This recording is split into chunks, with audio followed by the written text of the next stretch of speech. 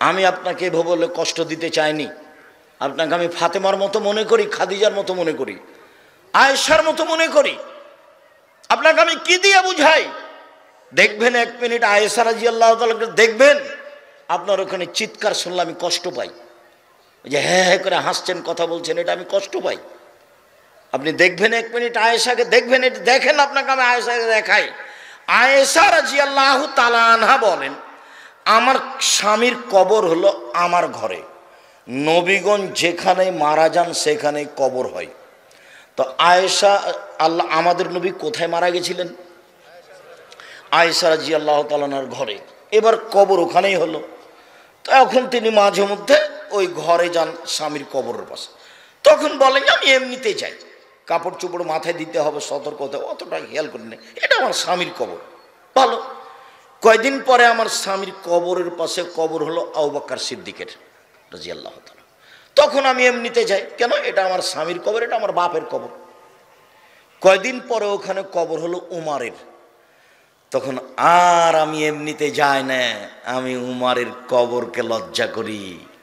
উনি আমার কাছে বেগানা পুরুষ, অর্ধ পৃথিবীর খলিফা, কুশগর, বুদ্ধিজীবী, রাজনীতিবিদ উমর। সারা পৃথিবী কাঁপে, যার ইমানের দাপটে শয়তান রাস্তায় থাকে না। আল্লাহ নবী বলছেন, উমার তোমার ইমানে দেখলে আমি অবাক হই। ওই যে শয়তান পালাচ্ছে রাস্তা থেকে তোমাকে আসতে দেখে। তার ইমানের এত দাপট, অথচ উমার শয়তানের গায়ে থাপড় মারতে পারবেন না। কেন?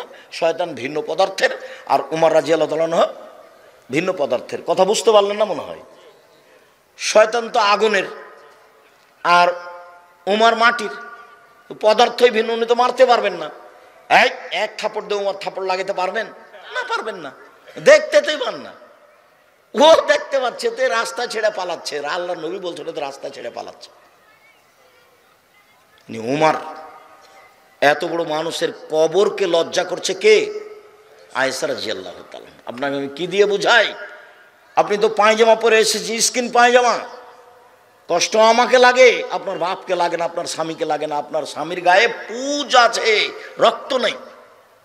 আপনার স্বামীর গায়ে পুজ আছে, একটু রক্ত নেই। আপনার স্বামীর গায়ে একটু রক্ত থাকলে আপনি এখানে হ্যাঁ হ্যাঁ করতে পারেন?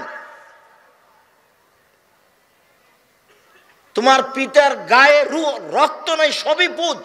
তোমার বাপ আত্মমর্যাদা বলে কোনো জিনিস বুঝে না। আত্মমর্যাদা কি জিনিস?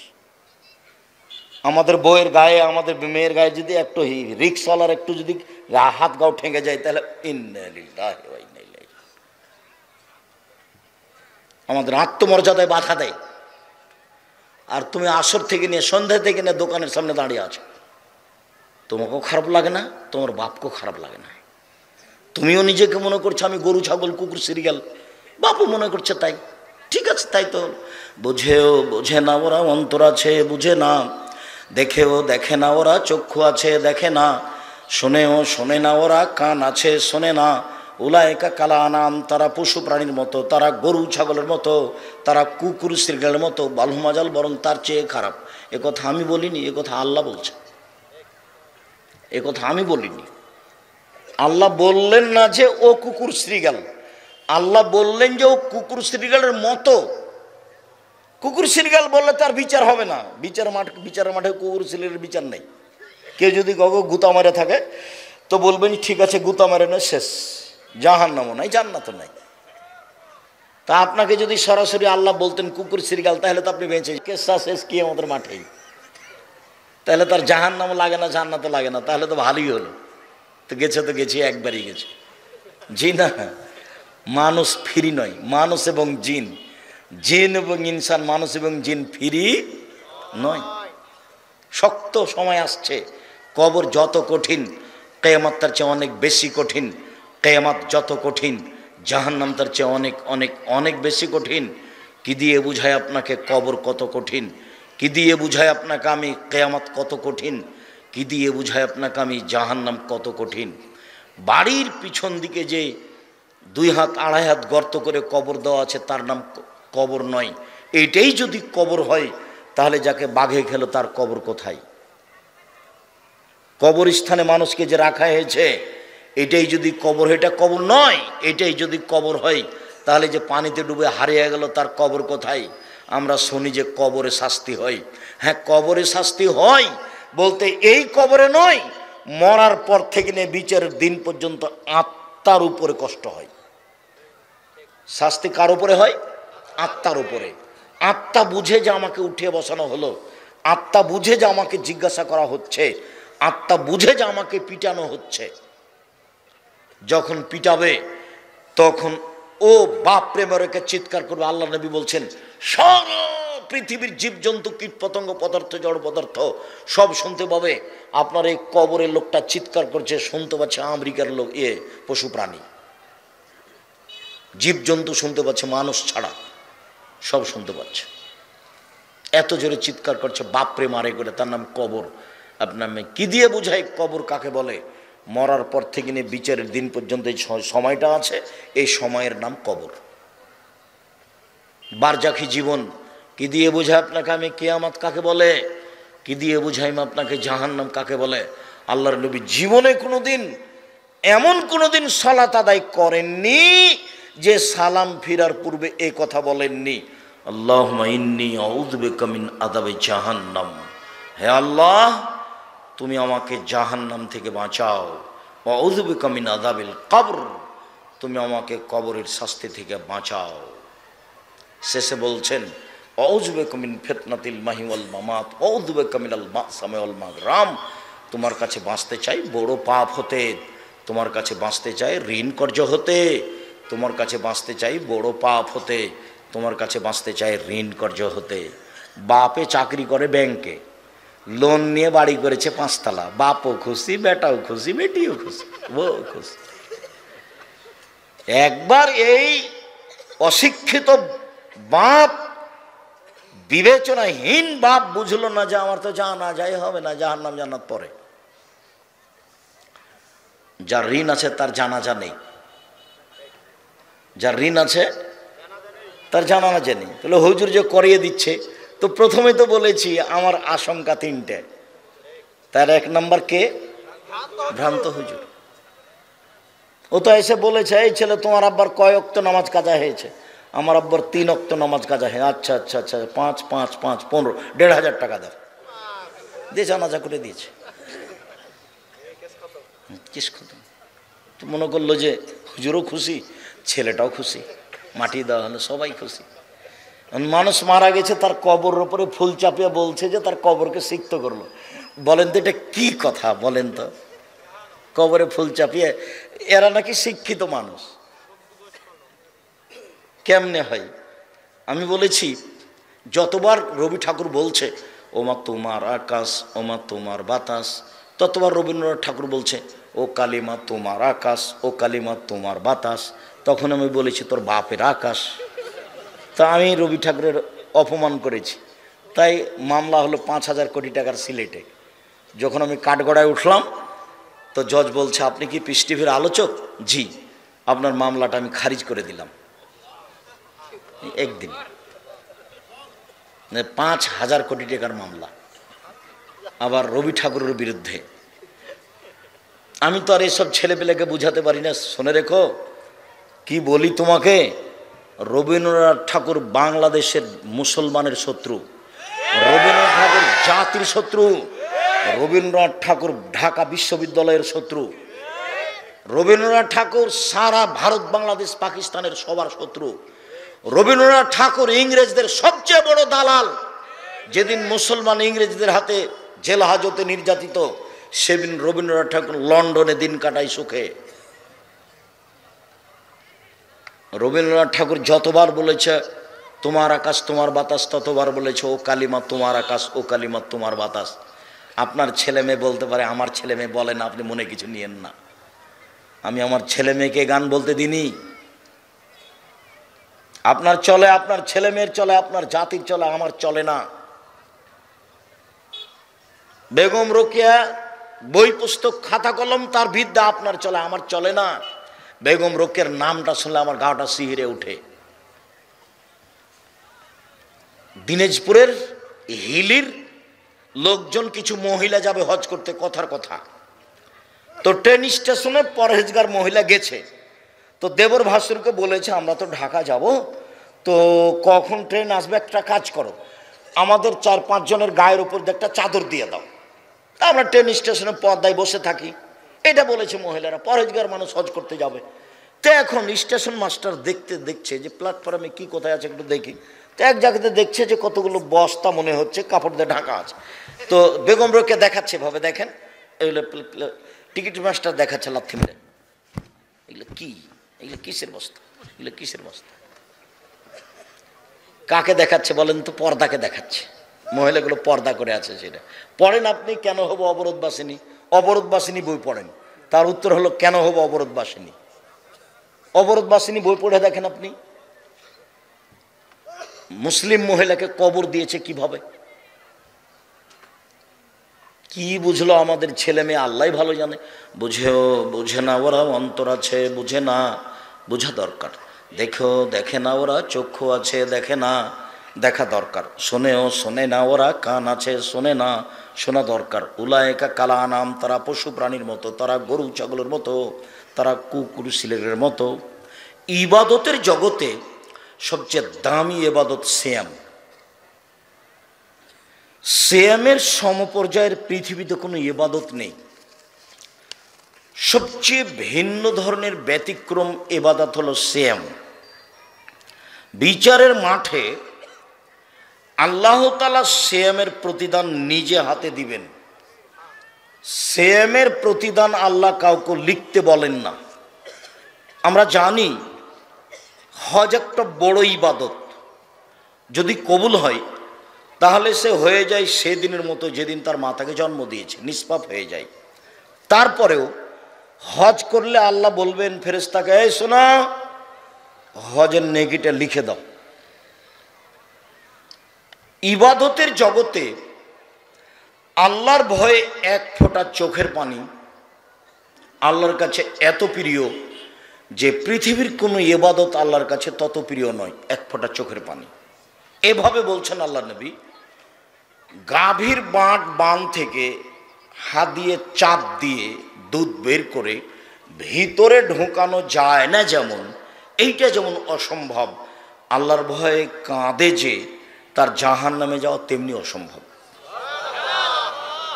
গাভীর ওলান থেকে চাপ দিয়ে দুধ বের করে ভিতরে ঢোকানো যেমন অসম্ভব, আল্লাহর ভয়ে কাঁদে তার জাহান্নামে যাওয়া তেমনি অসম্ভব। এরপরেও এই নিকেটে আল্লাহ নিজে হাতে দিবেন না। কাকে লিখতে বলবেন? ফেরেশতাকে লিখতে বলবেন।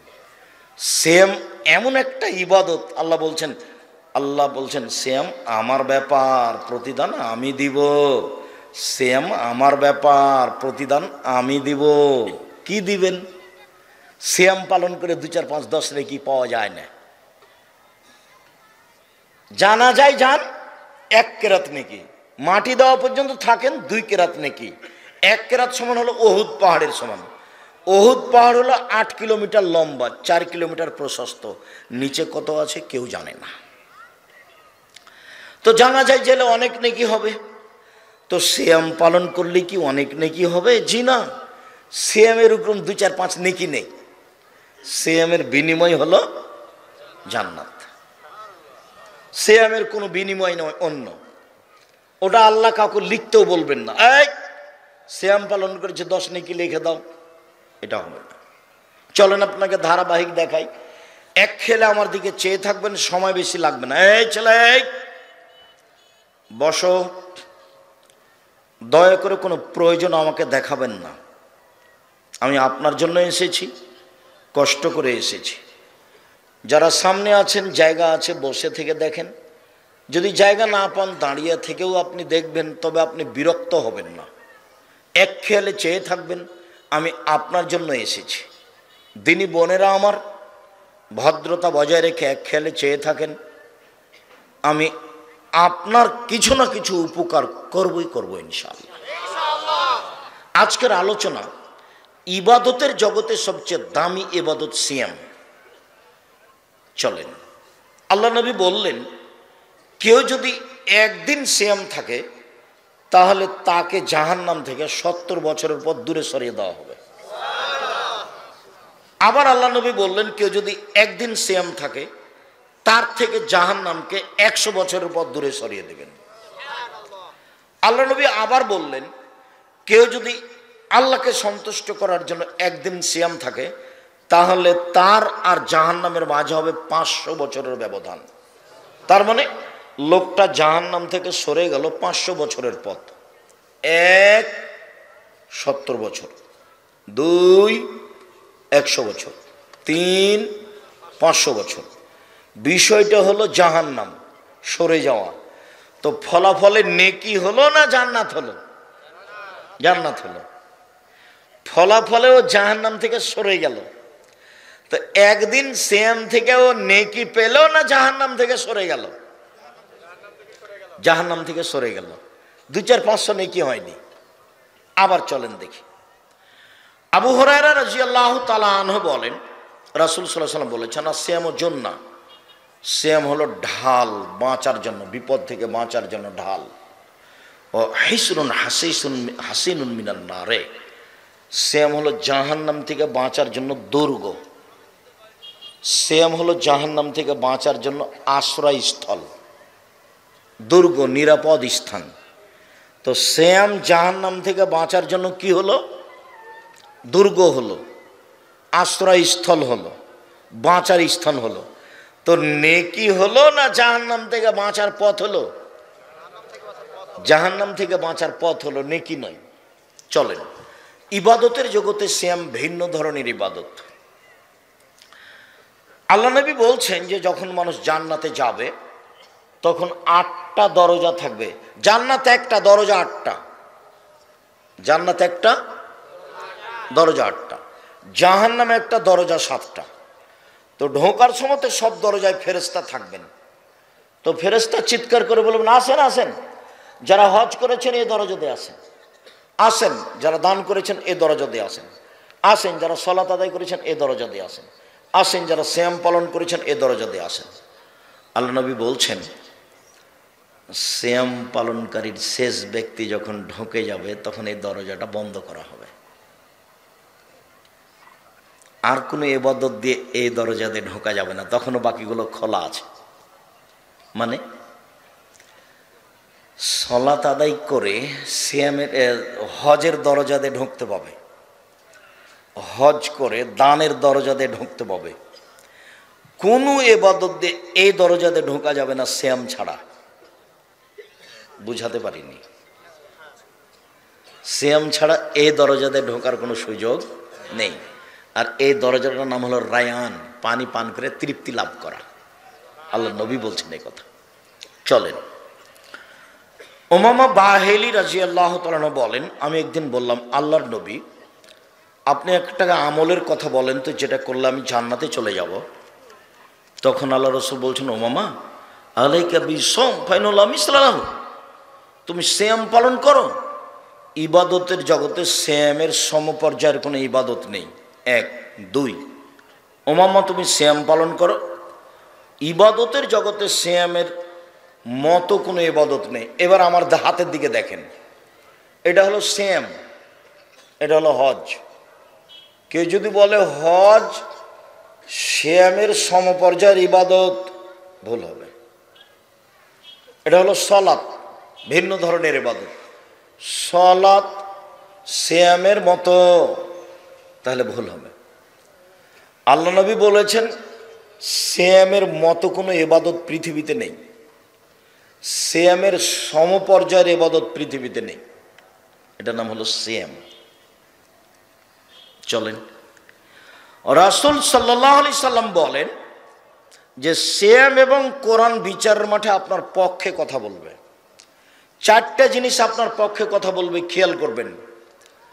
1 সিয়াম, 2 কোরআন, 3 হাজরে আসওয়াদ কালো পাথর, যদি টাকা বৈধ হয় তাহলে।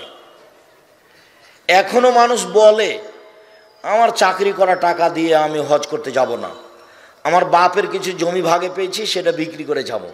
তার মানে তার বাপের জমির উপরে তার আস্থা বেশি, যে আমার বাপেরটা বৈধ বেশি। আমি মনে করি হিসাব ঠিক আছে, ওই হিসাব ভালো আছে ভাইজান। চেয়ারম্যান সাহেব ওই হিসাব ভালো আছে ভাইজান, না হিসাব ঠিক আছে, মানে আমি যে পয়সা ইনকাম করেছি এতে হজ হবে কি না, তো এমন একটা পয়সাতে হজ করি যেটার উপরে আমার বিশ্বাস আছে।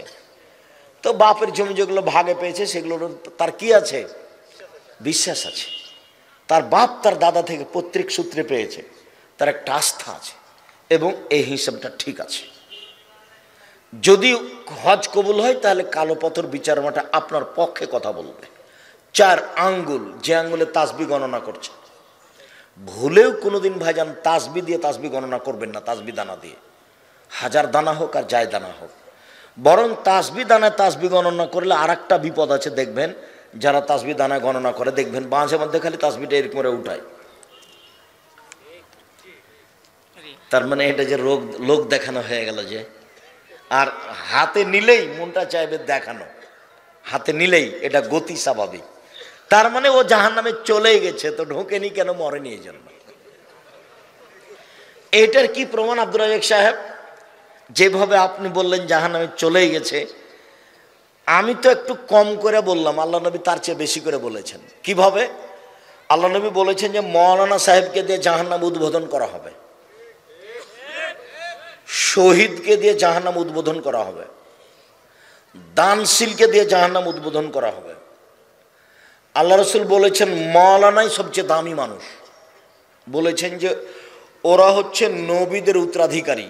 আলেমেরা কে? নবীদের উত্তরাধিকারী, তাহলে এরা তো অনেক উপরের মানুষ। তা আবার যে বলছেন যে জাহান্নাম উদ্বোধন হবে হুজুর দিয়ে,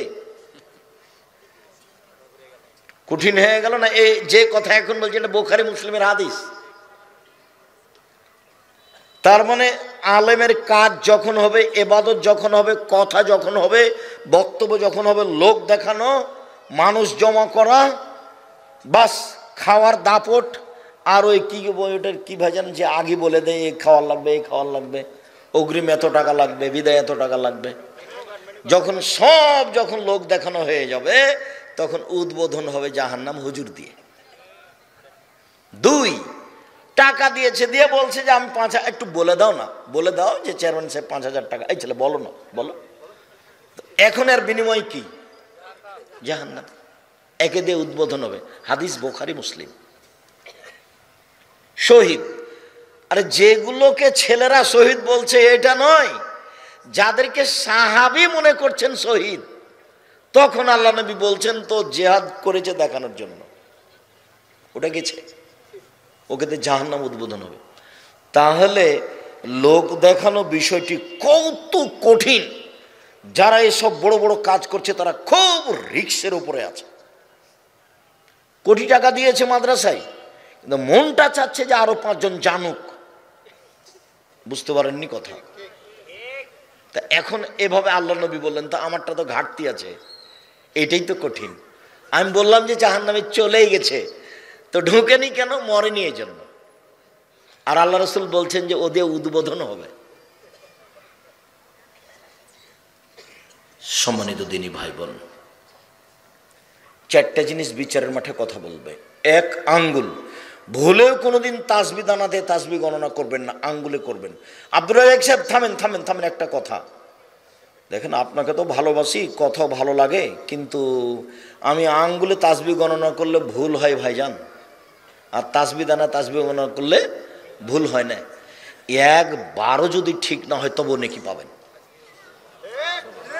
এখন থেকে মরা পর্যন্ত যদি আপনার একবারও ঠিক না হয়, সববারই যদি ভুল হয়, তবু আপনি নেকি পাবেন। এটাই পদ্ধতি, এটাই সুন্নাত। ডান হাতে গণনা করবেন, ডান হাতের কথা এসেছে, ডান হাতের দাম আছে।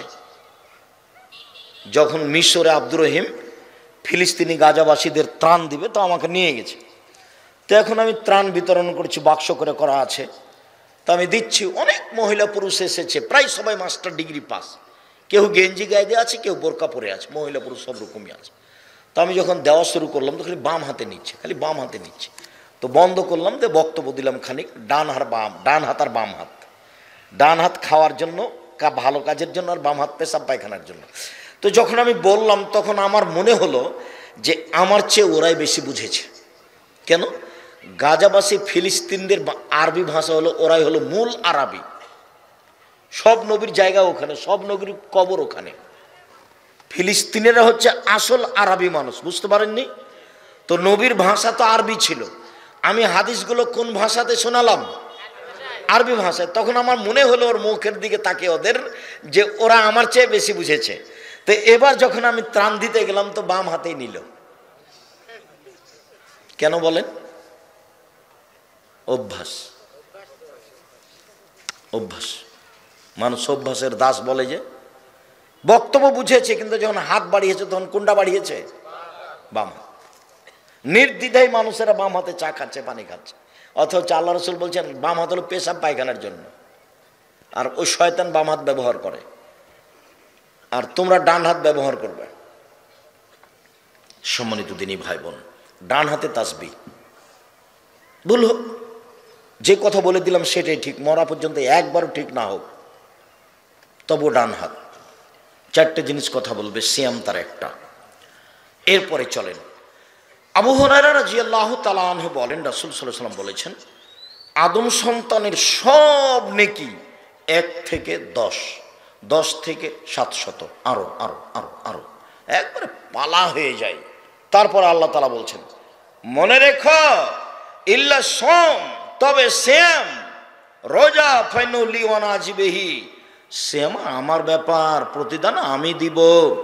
সিয়াম আমার ব্যাপার, প্রতিদান আমি দিব। আল্লাহ বলছেন সিয়াম আমার ব্যাপার, প্রতিদান আমি দিব। সিয়াম তার ব্যাপার, প্রতিদান তিনি দিবেন। সালাত তার ব্যাপার নয়, তোমরা আদায় করো, জান্নাত হতে পারে। হজ তার ব্যাপার নয়, তোমরা করো, জান্নাত হতে পারে। দান তার ব্যাপার নয়, তোমরা করো, জান্নাত হতে পারে, জান্নাত কিনে নাও। কিন্তু সিয়াম আমার ব্যাপার। আল্লাহ বলছেন সিয়াম আমার ব্যাপার, প্রতিদান আমি দিব। এবার চলেন, খুব কাছাকাছি সময় আসছি, কোনো প্রয়োজন দেখাবেন না, এখন খুব গুরুত্বপূর্ণ অবস্থায় যাচ্ছি। আবু হুরায়রা রাদিয়াল্লাহু তাআলা আনহু বলেন, রাসূল সাল্লাল্লাহু আলাইহি সাল্লাম বলেছেন, আফজালুস সিয়ামে বাদা রমাজান শাহরুল্লাহিল মুহাররম, রমজানের পরে সবচেয়ে উত্তম নফল সিয়াম হলো মুহররমের সিয়াম। আচ্ছা, 1। 2,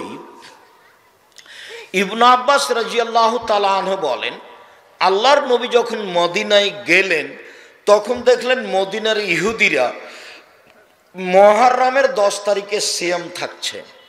তো আল্লাহ রাসূল বলেন, মা জালি ইয়াউমাল জিনাতা সুবহানাহ, আচ্ছা এই দিনটা কেমন, তোমরা এই দিনে সিয়াম থাকছো কেন? এটা আমাদের নবী জিজ্ঞাসা করলেন ইহুদিদের। তখন ইহুদিরা বলল, হাজা ইয়ামুন আযীম, এটা তো অনেক বড় দিন, জানেন না? এটা তো অনেক বড় দিন। আনজাল্লাহু তাআলা ফিহি মূসা কওমহু ওয়া গাররাকা ফিরআউন কওমহু, এই দিনে আল্লাহ মূসাকে সদল বলে বাঁচিয়ে দিয়েছেন। এই দিনে আল্লাহ ফেরাউনকে সদল বলে ডুবিয়ে দিয়েছেন। ফাসামা মূসা শুকরান, তাই মূসা এই দিনে শুকরিয়া আদায় সিয়াম থেকেছিলেন। আমরা ওই জন্য সিয়াম থাকি। মূসা বলেছিলেন, আল্লাহ এইভাবে তুমি আমাকে সাগরে বাঁচিয়ে দিলে আর ফেরাউনকে ডুবিয়ে দিলে, আমি কি শুকরিয়া আদায় করতে পারি? যাক, সিয়াম থাকলাম, তাই আমরা সিয়াম থাকি। তখন আমাদের নবী বলছেন, শোনো, মূসার সিয়াম পালন করার ব্যাপারে আমি তোমাদের চেয়ে বেশি হক রাখি, অতএব আমিও সিয়াম থাকলাম। সাহাবীগণ তোমরা সিয়াম থাকো। যেমন আল্লাহর নবী বললেন তোমরা সিয়াম থাকো, তেমনি সাহাবীগণ বলে বসলেন একবারে হাতে হাতে, কেন কেন সিয়াম থাকবো? এই দিন তো ইহুদিদের বড় দিন, এই দিন তো খ্রিস্টানের বড় দিন। আপনি বলছেন ইহুদি খ্রিস্টানদের বিরোধিতা করতে হবে, এই দিনে সিয়াম থাকলে তো তাদের অনুকূলে হয়ে গেল, কেন আমরা এই দিনে সিয়াম থাকবো না? তখন আল্লাহ রাসূল বলছেন, শোনো, লাইন বাকায়তু সানাতাল কাবেল আল্লাহ সুমান্না তাসিয়া, আমি যদি সামনে বছর বেঁচে থাকি মুহররমের 9 তারিখও সিয়াম থাকবো। 9 তারিখ হবে বিরোধিতা, 10 তারিখ হবে শুকরিয়া। মনে থাকবে না? তাহলে মুহররমের সিয়াম কয়টা হলো? 2টা। 9 হলো বিরোধিতা, 10 হলো শুকরিয়া। মনে থাকবে তো? আমার দিনী বোনেরা কিছু বুঝলেন না, এমনি খালি কথা কিছু বলেছি তাই চুপ বসে আছেন। আল্লাহ সামাদ, আপনারা আমার দিনী বোন, আপনাদের জন্য এসেছি। যারা চলে গেছে গেছে, ওদের তাকদির নিয়ে গেছে, আর কি আর করতে পারি আমি। বাড়িতে টিভি আছে, টিভি চালু করে বসে আছে, এর জবাব আমি দিব বলেন? এর জবাব তার স্বামী দিবে, এর জবাব তার স্বামী দেবে, এর তোর জবাব তার বাপ দিবে, তার ভাইয়েরা দিবে, যারা তাদের আছে তারা দিবে। এর জবাব আমাকে দিতে হবে না, আমরা ওই সব কাজ করি না। আল্লাহ তুমি হেফাজত করো আমার সব দিনী ভাই বোনকে। সম্মানিত দিনী ভাই বোন, হাফসা রাদিয়াল্লাহু তাআলা আনহা বলেন, আল্লাহ নবী 4টে জিনিস জীবনে কোনোদিন ছাড়েননি। 1, মুহররমের 10 তারিখের সিয়াম। 2, আশুরার একটানা 9 দিন সিয়াম। 3, প্রতি মাসে 3 দিন সিয়াম। 4, ফজরের সুন্নাত। মনে থাকবে না, দেখি সিরিয়াল বলেন তো। 1, মুহররমের 10 তারিখের সিয়াম। 2, জুলহিজ্জার একটানা 9 দিন সিয়াম, একবারে 1 তারিখ থেকে। 3, প্রতি মাসে 3টা সিয়াম রোজা। 4, ফজরের 2 রাকাত সুন্নাত। এই 4টা আমল আল্লাহ রাসূল কখনো ছাড়েননি। তাহলে এই পর্যন্ত আলোচনাতে আমরা মুহররমের সাথে আছি। এইবার আলোচনা মুহররমের আপাতত শেষ করি। আবু হুরায়রা রাদিয়াল্লাহু তাআলা আনহু বলেন, রাসূল সাল্লাল্লাহু আলাইহি ওয়াসাল্লাম বলেছেন, সিয়ামু ইয়াউমে আশুরা আহতাসিবু আলাল্লাহি আন ইউকাফিরা সানাতাল্লাতি ক্বাবলাহু। কেউ যদি মুহররমের 2টা সিয়াম থাকে, তাহলে অতীতের 1 বছরের পাপ ক্ষমা হবে।